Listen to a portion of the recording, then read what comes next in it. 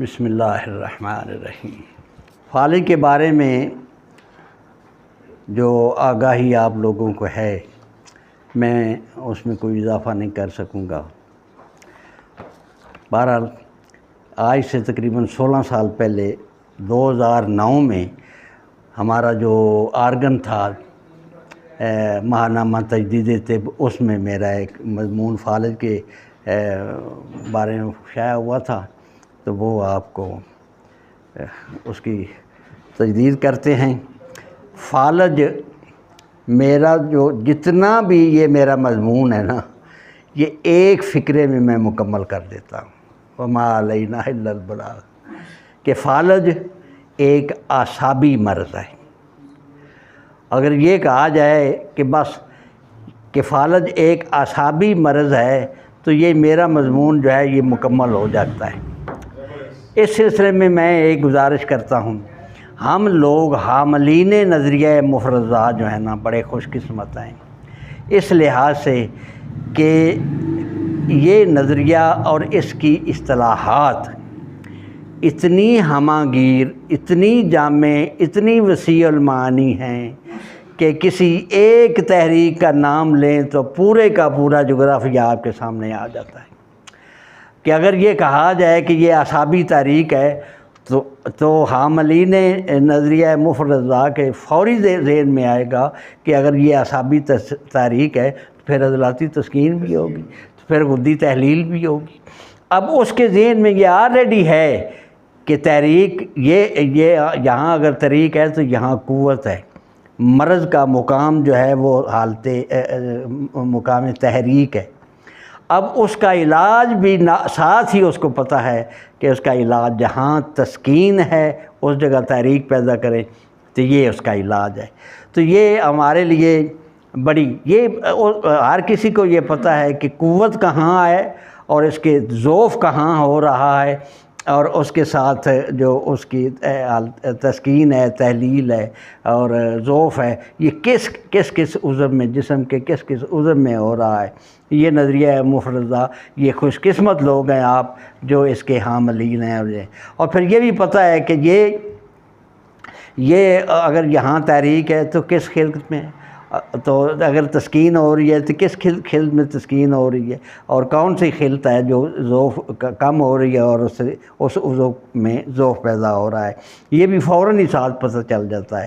تو یہ اتنی وسیع المعانی اصطلاحات ہیں جو انہوں نے عطا کی ہیں صابر صاحب نے ہمیں، کہ ہمیں کسی چیز کی، کسی کی محتاجی نہیں رہی کسی قسم کی، اور یہ ترائے امتیاز کسی اور دوسری طب میں نہیں ہے، یہ بالکل کسی میں نہیں ہے۔ یہ ہماری طب جو ہے نظریہ مفرزہ ہی میں یہ سارا کچھ جو ہے یہ موجود ہے۔ تو فالج ایک اعصابی مرض ہے، بس بات تو اتنی ہی ہے۔ اور اس کی تشریح یہ ہے کہ کسی عضو میں روح نفسانی کا عدم نفوذ اس کا مقام فالج ہے، بس روحانی مطلب روح نفسانی جو ہے جہاں جہاں جائے گی وہاں قوت ہوگی اعصابی، اور جہاں عدم نفوذ ہوگا وہ جگہ مفلوج ہو جائے گی وہاں پر۔ اس کی مزید تشریح جو ہے وہ یہ ہے کہ پورے جسم کے ساتھ دماغ کا رابطہ ایک عصبی نظام کے ذریعے سے قائم ہے۔ اس عصبی نظام کے دو مراکز ہیں، ایک دماغ ہے اور دوسرا نخاع ہے۔ انہی میں وہ قوتیں پیدا ہوتی ہیں جن سے حس بھی پیدا ہوتی ہے اور حرکت بھی۔ پھر ان مراکز عصبیہ کے جو خدام ہیں جو حس و حرکت کی ان قوتوں کو پورے بدن میں پھیلا رہے ہیں، لیکن سلطنت جسم کی عملداری کا پورا کنٹرول صرف مراکز عصبیہ کے پاس ہی رہتا ہے۔ یہ اعصاب جو ایک انتہائی باریک جسم ہے، دماغ کو جسم میں ہونے والے ہر وقوع سے باخبر بھی رکھتے ہیں اور اصلاح و انصرام کا بندوبست بھی کرتے ہیں۔ مملکت جسم کے ہر علاقے اور ہر رگ و ریشے میں موجود یہ مستعد رہتے ہیں، یہاں تک کہ کہ اگر کسی حصہ جسم پر سوئی کا سرا بھی چبو دیا جائے تو وہاں سے اس کی تحریکات، اس کے احساس، اس کی کیفیت کو مبدا و مرکز سے باخبر کرنے والا ایک نمائندہ وہاں بھی موجود ہوگا۔ ان اعصاب کی دو قسمیں ہیں، ایک دماغی اور ایک نخائی۔ اس کے علاوہ اعصاب کی تیسری قسم بھی ہے جسے اعصاب شرکیہ کہتے ہیں، جو اپنے مفروضہ افعال انہی اعصاب کے ریشوں کی شراکت سے سر انجام دیتے ہیں۔ دماغی اعصاب کے 12 جوڑے ہیں دماغ سے پھوٹتے ہیں، یعنی 12 عدد اعصاب دماغ کے ایک نصف کرہ سے اور 12 عدد دوسرے نصف کرہ سے۔ یہ بات آپ کو معلوم ہی ہے کہ دماغ کے 2 کرے ہیں جو ہیمسفیر جو موجود ہے۔ دماغی 12 عدد نصف ایک کرے میں اور 12 عدد دوسرے نصف کرے میں۔ پھر جیسے جیسے یہ جسم میں پھیلتے ہیں، ان کی انتہائی باریک بافتیں ہر دوسری بافت کے ساتھ لپٹی ہوئی ہر جگہ پر موجود ہوتی ہیں۔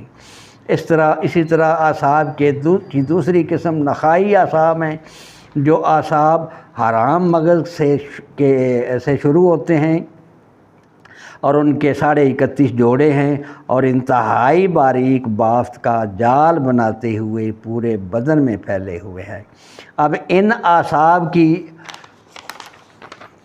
افعال کے لحاظ سے 2 قسمیں ہیں، ایک وہ جو اپنی قوت حس سے موصول شدہ تاثرات کو مراکز عصبیہ تک پہنچاتے ہیں، ان کو حسی اعصاب یعنی سنسری نرو کہا جاتا ہے، اور ان کے ذریعے سے تمام خارجی محسوسات اور بدن پر ہونے والی ہر کیفیت دماغ تک پہنچتی ہے۔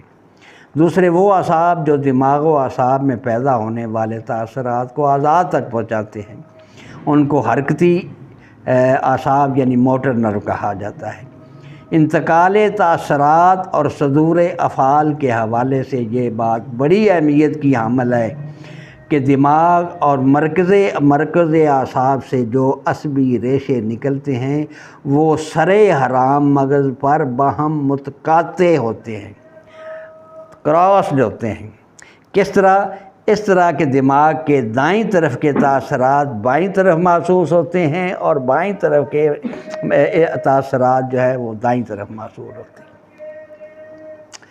اب جب کہ معلوم ہے کہ یہ اعصابی بافت پورے جسم کی عضلاتی بافتوں کے اوپر خلیہ بخلیہ لپٹی ہوئی ہے، انہی سے لمحہ لمحہ لحظہ لحظہ پیغام رسانی اور احکام وصولی کا عمل جاری رہتا ہے۔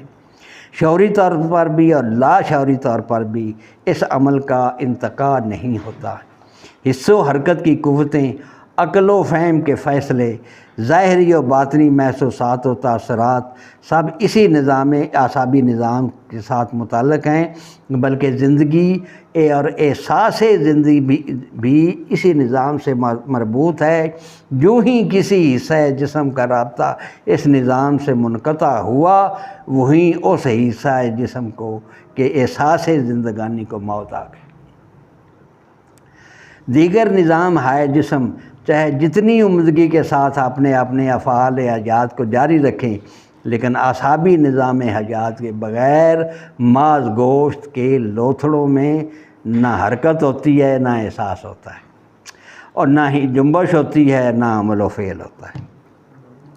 عملی عصبی نظام حیات کا یہ دائرہ کار ایک بنیادی خلیہ یعنی نیوران سے لے کر مبدأ مرکز یعنی برین تک یکساں مصروف عمل ہے۔ پورے بدن میں موجود جس اعصابی نمائندے کا رابطہ اپنے مرکز سے منقطع ہو جاتا ہے، اس کی قوت حس و حرکت اسی وقت وفات پا جاتی ہے، اور ساتھ ہی دیگر انسجہ میں بھی قوا کی ترسیل اور ترویج ختم ہو جاتی ہے، اور متاثرہ عضو میں روح بھی نہیں آتی اور اس کا نفوذ اور نفاذ ختم ہو جاتا ہے۔ تو گویا کسی عضو میں روح نفسانی کا عدم نفوذ اس عضو کا فالج ہے۔ فالج ایک اعصابی مرض ہے جو مبدأ مرکز اور اعصاب پر کسی آفت کے نازل ہونے سے یا اس کے فعل میں فطور لاحق ہونے سے ہوتا ہے، یعنی اعصاب میں انتہائی تحریک پیدا ہو جائے یا انتہائی تسکین وارد ہو جائے، وہ رقبہ دماغ جو کثرت رطوبات میں ڈوب جاتا ہے اور اس کی قوتیں مسدود ہو کر رہ جاتی ہیں، اور اس سے تعلق رکھنے والا علاقہ عضلات بے حس و حرکت ہو جاتا ہے۔ قانون مفرزہ کی تقسیم کردہ جسم کی عضوی اور مزاجی تشخیص کے مطابق دماغ کا دایاں حصہ اعصابی رطوبات کے زیر اثر ہوتا ہے۔ چنانچہ اگر اس علاقے میں کوئی غیر طبعی حالات پیدا ہو کر قوتیں مسدود ہو جائیں تو بائیں طرف کے جسم کے حصے کے عضلات میں ارواح کا نفوذ نہیں ہو پاتا، جس سے جسم مفلوج ہو جاتا ہے۔ اعصابی تحریک کی وجہ سے ویسے بھی عضلات میں تسکین واقع ہوتا ہے۔ یہی وجہ ہے کہ بائیں طرف کا فالج کا علاج مشکل اور دیرگیر ہوتا ہے اور عام طور پر حس و حرکت دونوں زائل ہو جاتی ہیں۔ اسی طرح کرۂ دماغ کا بائیں نصف وجود اور حرارت کے زیر اثر ہے۔ جب اس حصہ دماغ میں کوئی غیر طبعی صورتحال بن جائے اور یہاں سے نکلنے والی ارواح نہ نکل پائیں تو اس کے مخالف حصہ جسم میں کا علاقہ اور جو اس کے زیر کنٹرول ہے وہ مفلوج ہو جائے گا، یعنی دائیں طرف کے عضلات میں قوت نفسانیہ اور ارواح کا نفوذ نہیں ہو پائے گا۔ مفلوج حصہ جسم میں خون اپنی ساری مشمولات لیے پہنچتا ہے مگر اس میں اعصابی مراکز سے نکلنے والی قوتیں نہیں ہوتی، اس لیے یہ جسم بغیر روح کے مثل ہے۔ خیال رہے کہ حس و حرکت کے زائل ہو جانے کا اظہار متعلقہ عضلات ہی پر پڑتا ہے۔ حاصل کلام یہ ہے کہ فالج کا سبب خلطی ہو یا ناگہانی آفت، کوئی حادثہ ہو یا کوئی صدمہ جس سے دماغ کے دائیں حصے میں کوئی نقص یا فتور واقع ہوگا تو اس کی قوا اور اس کے تاثرات بائیں حصہ جسم میں منتقل نہیں ہو سکیں گے، لہذا بائیں طرح کا فالج ہو جائے گا۔ اور اگر دماغ کے بائیں حصے میں کوئی خلطی فتور واقع ہوا ہے یا کوئی حادثہ پیش آیا ہے یا کوئی صدمہ لاحق ہوا ہے یا آفت نازل ہوئی ہے تو اس کی قوتیں، اس کے تاثرات، محسوسات دائیں طرف منتقل نہیں ہو سکیں گے، چنانچہ دائیں طرف مفلوج ہو جائے گی۔ اور اگر مبدأ نخاع یا مراکز دماغ سے تعلق منقطع ہو چکا ہے تو زیریں حصہ جسم میں فالج ہو جائے گا۔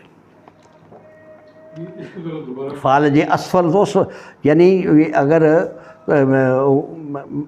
دائیں طرف اور اگر مبدأ نخاع یا مراکز دماغ سے یعنی یہ جو برین ہے، مطلب ہے کہ ریڑھ کی ہڈی کے جو وہ نخاع حرام مغز میں تعلق منقطع ہو چکا ہے تو زیریں حصہ جسم یعنی فالج اسفل ہو جائے گا۔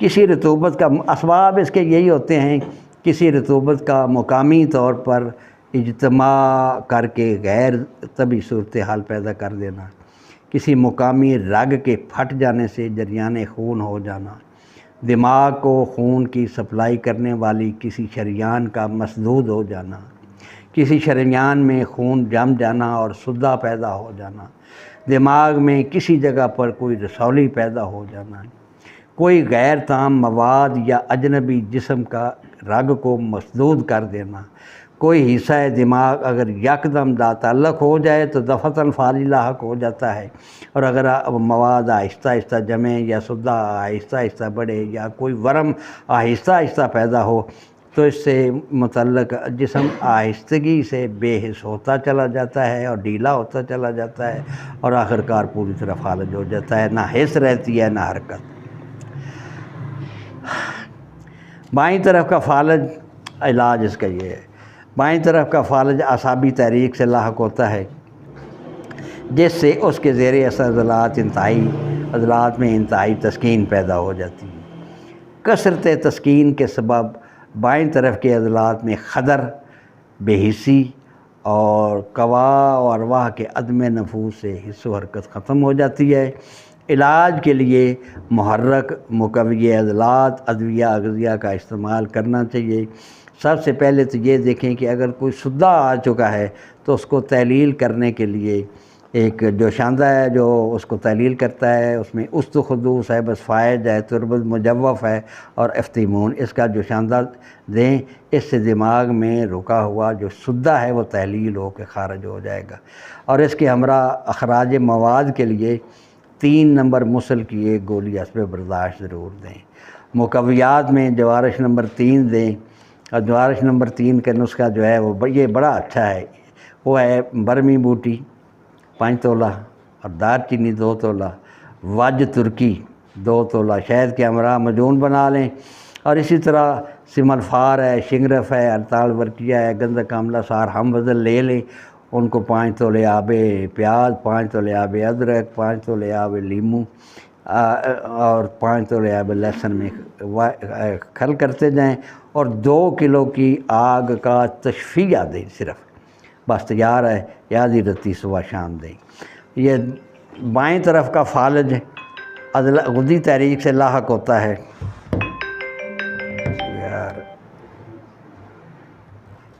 اچھا بائیں طرف کا فالج غدی تحریک سے لاحق ہوتا ہے، جس سے عضلات میں انتہائی تحلیل واقع ہو کر ہاں جی، مطلب یہ سائیڈ یہاں پر اگر وہ فطور آئے گا تو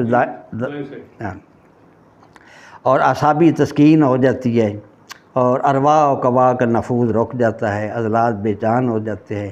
اس کے علاج کے لیے اعصابی ادویہ اغذیہ استعمال کریں، اور اگر قبض ہے تو حب انقلاب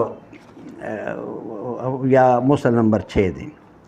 بلڈ پریشر ہے تو تریاک فشار، چھوٹی چندن کشنیز، وہ میٹھا تیلیہ وغیرہ الائچی خود یہ دیں، یا حب بیش موقع کی مناسبت کے ساتھ استعمال کرائیں۔ گھبراہٹ ہو تو خمیر غوث بان امبری جوہر دار یا مفرح بار جوہر دار دیں۔ نیند کی کمی ہو تو خواب آور دوائی بل شک ضرور دیں۔ اعصابی غدی اور اعصابی عضلاتی نسخہ جات موقع کی رعایت اور ضرورت کے مطابق ضرور دیں۔ تو یوں یہ ثابت ہوا کہ فالج اعصاب کا مرض ہے جو اعصابی تحریک یا اعصابی تسکین میں لاحق ہوتا ہے۔ فالج اسفل عضلاتی تحریک کا شاخسانہ ہے، اس میں مرکز نخاع پر کوئی آفت نازل ہوتی ہے تو نچلے دھڑ کا رابطہ کٹ جاتا ہے۔ اعصاب کی انتہائی تحلیل اور غدد کی انتہائی تسکین کی وجہ سے قوتیں مسدود ہو جاتی ہیں، ارواح کا نفوذ رک جاتا ہے، اور نچلا حصہ جسم بے حس و بے جان ہو جاتا ہے۔ علاج کے لیے ایسی تدبیر کی جائے جس سے حرارت اور رطوبت اصلیہ پیدا ہونا شروع ہو جائے۔ اس مقصد کے لیے آپ کے پاس بہت سے نسخے آپ کے علم میں موجود ہوں گے۔ ایک میں بھی اضافہ کرتا ہوں کہ زیرہ سفید، سرنجام، مغز پنبہ دانہ اور اسگند نگوری، یہ ہم بدل لے لیں اور اس کو صبح دوپہر شام 1 کپ دودھ کے ساتھ یہ مسلسل دیں، یا اس کے جو استخدوس کے جوشاندے کے ساتھ یہ ضرور دیں۔ اس سے بڑی مدد ملتی ہے فالج اسفل کو۔ رات کو 1 گولی قرص سلاطین یعنی جو حب فالج ہے اس کی دیں۔ فالج ایک انتہائی اسیر العلاج اور دیر گیر مرض ہے، اس کا علاج بڑے حوصلے سے اور صبر سے کرنا اور کرانا چاہیے، خصوصاً 6 ماہ بعد تو عضلات اتنے ڈھیٹ ہو جاتے ہیں کہ ان سے چھٹکارا ہی مشکل ہوتا ہے، انسان محتاج ہو جاتا ہے، ذوق بڑھتا جاتا ہے، برداشت کی کمی ہوتی جاتی ہے۔ دعا ہے کہ اللہ پاک ہر کسی کو اس طرح کی امراض سے محفوظ رکھے۔